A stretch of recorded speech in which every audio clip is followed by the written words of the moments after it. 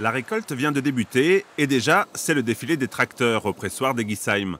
Un balai qui va se poursuivre au moins 10 jours pour le crément. Un enjeu majeur pour la coopérative Wolf-Berger, dont le breuvage représente 50% de la production. Il faut dire que l'Alsace est la championne du crément, avec 270 000 hectolitres produits par an. Le crément, c'est 27% de la production alsacienne prise au global. Aujourd'hui, les créments d'Alsace, c'est 35 millions de bouteilles. Ça représente quand même la moitié de tous les créments qui sont produits en France. 8 régions peuvent prétendre à l'appellation crément et l'Alsace, donc, à elle seule, en produit la moitié. Un succès lié aussi à un cahier des charges strict. La récolte doit être faite à la main, les grappes chargées en faible quantité pour ne pas les abîmer. De quoi faire travailler une main-d'œuvre abondante.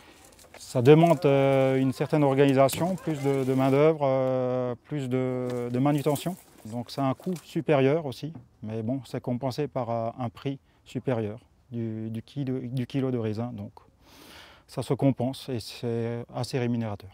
Le crément d'Alsace surfe également sur le succès des vins effervescents partout dans le monde.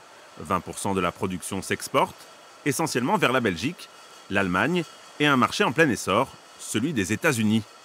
Alors finalement, la limite. Nous avons connu depuis le début, depuis 2010, quand même 4 millésimes qui ont été relativement faibles en volume.